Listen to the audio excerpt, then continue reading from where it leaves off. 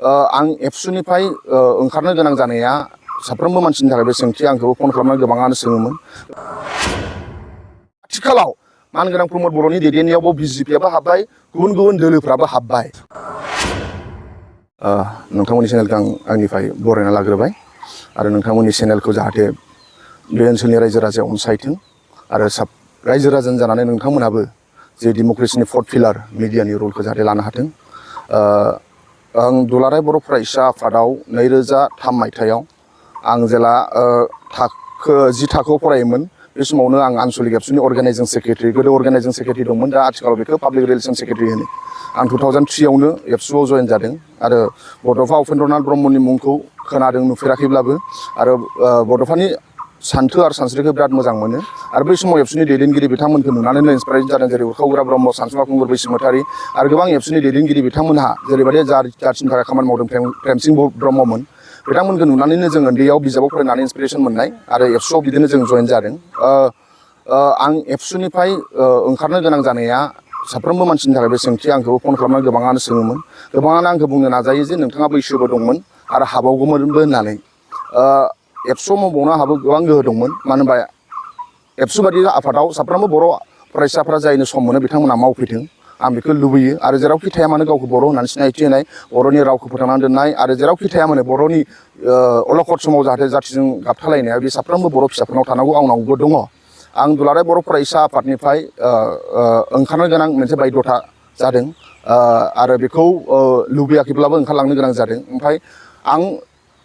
BPF आरो UPPL राजखान्थि दोलो मोननैखौबो बे बड'लेण्ड ओनसोलनि मोनसे रिजनेल पलिटिकेल पार्टि, लकेल पलिटिकेल पार्टि, बे अरायसम गोहो पावारफुल जानानै जाहाथे थाथों आं बेखौ लुबैयो। आफाया क'क्राझार सालाकाथिनि, आइया बाक्सानि, नाथाय बिथांमोनहा हजों बर'फोर नालाय माने गोदो गुबुन गुबुन जायगायाव थाङोमोन।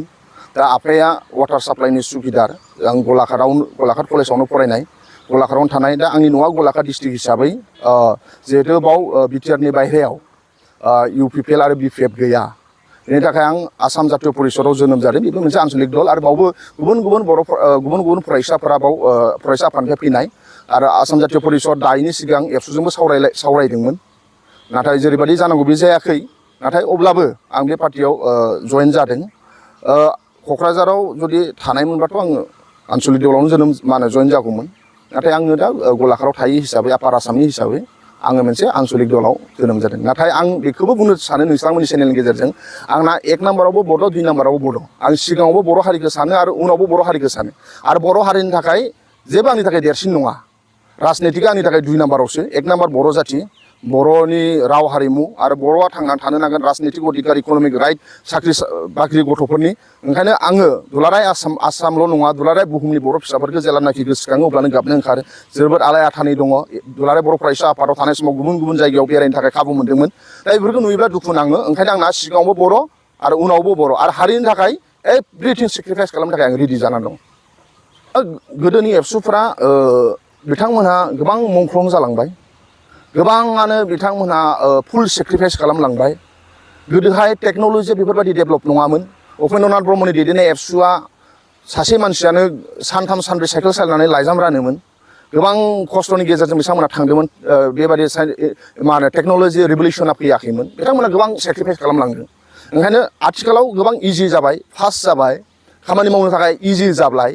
नाथाय अब्लाबो जोङो दानि दैदेनगिरि, आंखौबो लाफानानै सबखौबो जों दा लेजि गोदोनि दैदेनगिरिफोरनिफ्राय उपेन्द्रनाथ ब्रह्मजोंथ' दासिमहालागै रावबो कम्पेयार खालामनो हाया। बर'आव दासिमहालागै बेसेबां थैलांबाय आरो दासिमहालागै जोनोम जानानै दं, उपेन्द्रनाथ ब्रह्मजों रावबो दा कम्पेयार खालामथों। उपेन्द्रनाथ ब्रह्मआ मोनसे आलदा, बै समनि दैदेनगिरि प्रेमसिं ब्रह्ममोना मोनसे आलदा, इसोरा बिथांमोननो अबदान हरनाय आरो बिथांमोना फुल सेक्रिफाइस। ओमफ्राय दा जोंनिया दा थौले जों साननाय, गावनि बेक्तिगतखौ जों बांसिन सानो, फुल सेक्रिफाइस खालामनो थाखाय जोङो बांसिन माने बे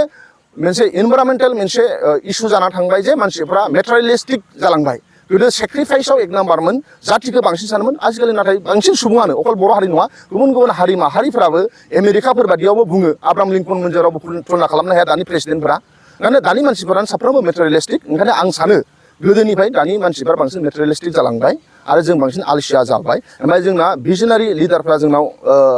आंखौबो लानानै दानि जेनेरेसनफ्रा बारा हारिखौ लानानै गोलावसिम जों बारा साना। सर्ट जों सानो आं बेखौ साननानै लायो बर'निनो जारिमिनखौ जुदि नायोब्ला बर'आव मोनथाम एकर्ड जानानै थांबाय BSc एकर्ड BTC एकर्ड आरो BTR एकर्ड दा आङो सासे बर' फिसा हिसाबै कास्टम बसुमतारी हिसाबै आङो मोनथाम एकर्डखौबो मोजां मोनो मानो होनोब्ला गोबां एबसुनि आरो रायजो राजानि सेक्रिफाइस खालामनायनि उनाव BSc एकर्ड मोनदोंमोन सानसुमा खुंगुर दैदेननायाव बावबो बर'नि गोबां जोहोलावजोफोरनि मुंख्लं दङ जिनाहारि खालामजानायनि बावबो माबा दङ ओंखायनो आङो BSc एकर्डखौबो बिसिमनो समान आं मानियो जेब्लानाखि आं BTC एकर्डखौ मानियो BTC एकर्डआबो मोनसे बर'नि जारिमिनारि एकर्ड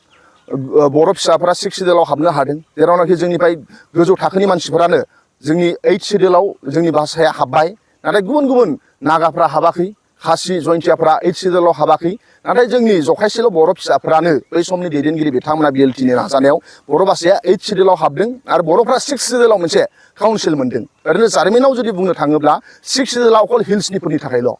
जेरै मिज'रामाव मोनथाम काउन्सिल दङ हिल्स आसामावबो कार्बिफ्रा मोनदों 6 सिडिउल हिल्स ओमफ्राय डिमा हासावआ मोनदों बेबो हिल्स आरो बिथांमोननि त्रिपुरायाव मोनसे दङ बेबो हिल्ससो ओमफ्राय मेघालयआव मोनथाम दङ गार' जयन्ति आरो खासि बेबो हिल्स नाथाय जोङो ट्राइबेल हिसाबै प्लेन हिसाबै जोङो 6 सिडिउल मोननो हानाया जोबोद जोंनि थाखाय सेलुट ओंखायनो आं साफ्रोमबो जाय BTC एकर्ड खालामदोंमोन बै समनि दैदेनगिरि सेक्रिफाइस खालामनायनि गेजेरजों आं बिथांमोनखौ गनायो आरो BTR एकर्डआवबो आं बेजोंनो समान मानियो मानो होनबा BTR एकर्डआव गोबां NDPफोरनि 34 इयार्स सुप्रिम सेक्रिफाइस गोबां मुंख्लं आरो गोबां बर' हारिफोरनिबो मुंख्लं दङ 34 इयार्स न' बां गारनानै बिथांमोना NDP बिथांमोना सेक्रिफाइस खालामनाय ओंखायनो जोङो मोनथाम एकर्डखौबो आङो समानै एकर्ड मा होनो समान आङो मर्यादा होयो आरो समान आं सेलुट खालामो बेनिफ्राय नोंथाङा सोंनाय जे BTC सरकारा साबसिन ना BTR गभर्नमेन्टआ साबसिन आं बेखौ अबे साबसिन बेखौ रायजो राजाया बांसिन मोजाङै मिथिगोन नाथाय आंनि बादिब्ला आङो हाग्रामा महिलारि साहाब बिथांखौ आङो आवगायनि सेलेनारावबो बुंदों आं सेलुट खालामो मानो सेलुट खालामो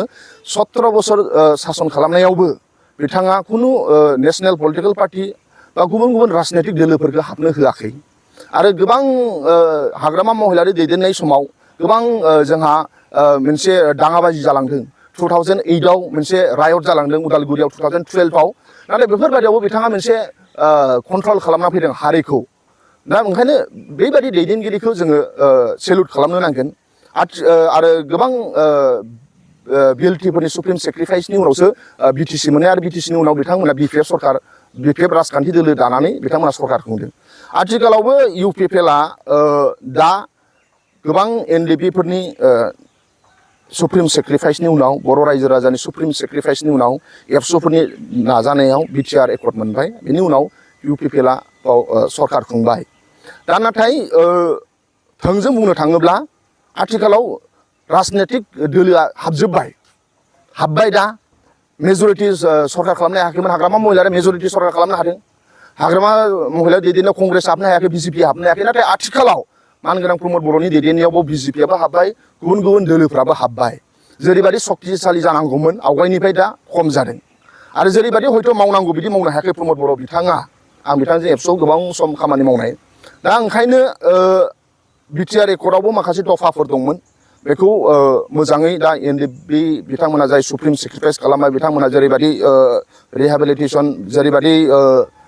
बिथांमोनखौ नायनांगौमोन आसाम सरकारा नायाखै बेखौ जों साफ्रोमबो नुदों आंबो मोनदांदों आंहाबो गोबां बै समाव एबसुआव थानायाव NDPनि दैदेनगिरि बिथांमोनजों एक्स NDPनि दैदेनगिरि बिथांमोनजों लिंक दङ बा बिथांमोनहा सावरायो एक्स NDP बिथांमोनजों दा ओंखायनो जेरैबायदि बिथांमोनखौ नायनांगौमोन नायाखै ओंखायनो आं सानो BTR एकर्डआबो थाब मावफुंजानांगौ जेरैबायदि बाव पेरामिलिटारिनि खोथा होदोंमोन आरो भेन्सार स्कुलनि सरकारि खालामनाय दासिमबो जायाखै जाय फोरोंगिरि बिथांमोना जोंखौ फोरोंबाय 25 बोसोर भेन्सार स्कुलाव मास्टार मावनानै दिनैसिमबो फिसा लोमजायोब्ला टेब्लेट गरसे बायनो थाखाय फैसा गैया बिथांमोनाव आरो बिथांमोना बिसि फिसानो ड्रेस बायना होनो हाया बै फोरोंगुरु बिथांमोननि दुखुखौ जों बुजिनो नांगोन ओंखायनो बैफोर एकर्डआ जुदि मावफुंजायोब्ला थाबबो रायजो राजाया हयथ' साबसिन मोनगोन UPPLखौ दा मावफुंजायैखाय दासिमबो नाथाय बेखौ रागा जोंनानै दङ रायजो राजाया रागा जोंनानै दङ नाथाय आं सानो प्रमद बर' बिथाङा BJPजों जुजिनांगौब्ला ज' जानाया साबसिन ज' जायोब्ला जों गोहो जागोन मोननै जायोब्ला जुदि जोंहा डिभाइडेड जागोन ओंखायनो जों बर'फ्रा जों बुजिनो नांगोन दा आथिखालाव जों जुदि ज' जायाबा जोंहा जेबो गैया बेनिफ्राय प्रमद बर' दैदेननाय सरकारा BJPआ हाबजोबनानै दङ बाव BJPआ गोबां EM दङ आरो बिथांमोना जोंनि लकेल इस्युखौ साना जोंनि गोबां एनडिपिफोरनि मुंख्लंफोरनि खोथाखौ बिथांमोना बुजिया बर' रायजो राजानि मुंख्लंनि खोथाफोरखौ जाय बिजेपिनिफ्राय दिनै दैदेनगिरि जागासिनो दङ बिजेपिनि लिडार बिथांमोना बे खोथाफोरखौ बुजिया बे ओनसोलनि गांनाय उखैनायखौ बुजिया बे ओनसोलनि नागरिकफोरा बोरै सानो बेखौ बिथांमोना बुजिया बेखौ आन्चलिक दलासो बुजिगोन ओंखायनो आं सानो जों बर'नि दा राजखान्थि हालोदा मोजां नङा थासारिया मोजां नङा रायजो राजा लुबैनाय बादि जायाखै